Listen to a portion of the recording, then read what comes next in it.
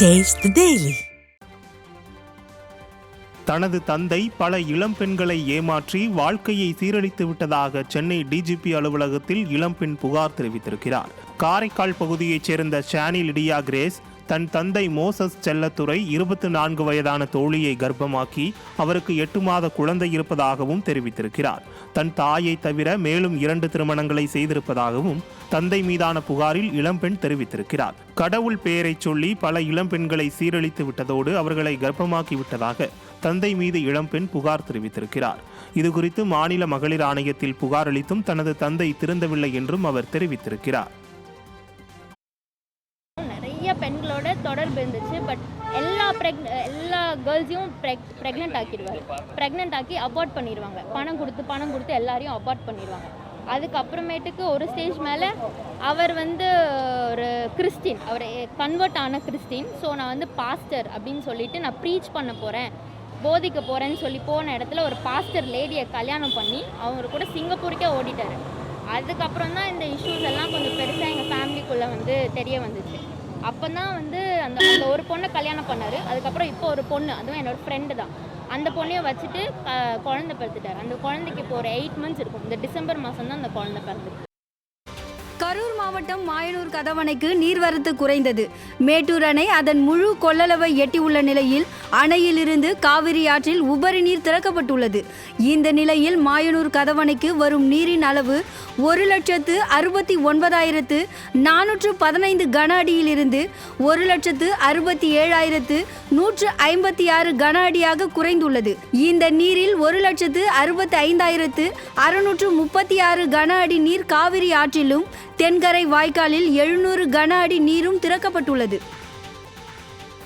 காவிரி ஆற்றில் வெள்ளப்பெருக்கு அதிகரித்து வரும் நிலையில் ஈரோடு அடுத்த காங்கேயம்பாளையத்தில் காவிரி ஆற்றின் நடுவே உள்ள நட்டாற்றீஸ்வரர் கோயில் வெள்ளத்தால் சூழப்பட்டுள்ள கழுகு பார்வை காட்சி வெளியாகியுள்ளது. கனமழை காரணமாக மேட்டூர் அணைக்கு நீர்வரத்து தொடர்ந்து அதிகரித்து வரும் நிலையில் காவிரி ஆற்றில் வெள்ளப்பெருக்கு ஏற்பட்டுள்ளது. ஈரோடு மாவட்டம் காங்கேயம்பாளையத்தில் காவிரி ஆற்றின் நடுவே உள்ள நட்டாற்றீஸ்வரர் கோயிலுக்கு வெள்ள நீர் அதிகரிப்பின் காரணமாக பொதுமக்கள் செல்ல தடை விதிக்கப்பட்டுள்ளது.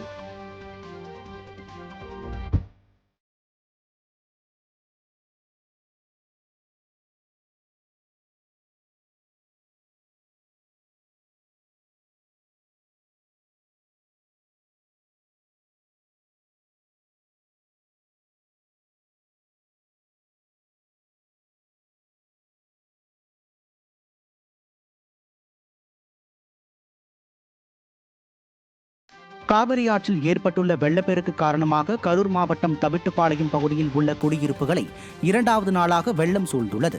மேட்டூர் அணையில் இருந்து வினாடிக்கு 1,70,000 கன அடி தண்ணீர் திறக்கப்பட்டு வரும் நிலையில் இதனால் கரூர் மாவட்ட காவிரி ஆற்றில் கடுமையான வெள்ளப்பெருக்கு ஏற்பட்டுள்ளது. தவிட்டுப்பாளையத்தில் தாழ்வான பகுதிகளில் உள்ள குடியிருப்புகளை 2வது நாளாக வெள்ளம் சூழ்ந்துள்ள நிலையில் அங்குள்ள மக்கள் சமுதாய கூடங்களில் தங்க வைக்கப்பட்டுள்ளனர்.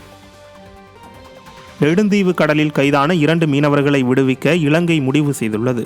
எல்லை தாண்டியதாக கூறி ராமேஸ்வரம் படகை இலங்கை கடற்படையினர் சிறைப்பிடிக்க முயன்றபோது கடற்படை ரோந்து படகு மோதியதில் ராமேஸ்வரம் மீனவர் ஒருவர் கடலில் மூழ்கி உயிரிழந்தார். மேலும் ஒருவர் காணாமல் போன சம்பவத்தில் 2 மீனவர்கள் கடற்படையினரால் உயிருடன் பிடிக்கப்பட்டனர். உயிரிழந்தவரின் உடல் உடற்கூறாய்வு முடிந்த நிலையில் சனிக்கிழமை உடல் தமிழகம் கொண்டுவரப்படும் என தெரிவிக்கப்பட்டுள்ளது.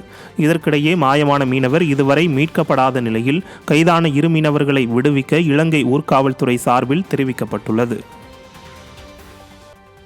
மேட்டூர் அணையிலிருந்து கூடுதல் நீர் திறந்துவிடப்படுவதால் தஞ்சாவூர் மாவட்டம் பாபநாசம் பகுதிகளில் உள்ள செங்கல் சூளைகள் பாதிக்கப்பட்டுள்ளன. பாபநாசம் பகுதிகளில் உள்ள கோவிந்த நாட்டுச்சேரி, பட்டுக்குடி, கூடலூர் உள்ளிட்ட கொள்ளிட கரையோரத்தில் செங்கல் சூளை பணியில் உள்ள சிறுதொழில் உற்பத்தியாளர்கள் பாதிக்கப்பட்டுள்ளனர். அத்துடன் வாழை உள்ளிட்ட பயிர்களுக்கும் பாதிப்பு ஏற்பட்டுள்ளது. ஐயம்பேட்டை பேரூராட்சி அலுவலகத்தில் நீரேற்றும் அறையையும் நீர் சூழ்ந்துள்ளது.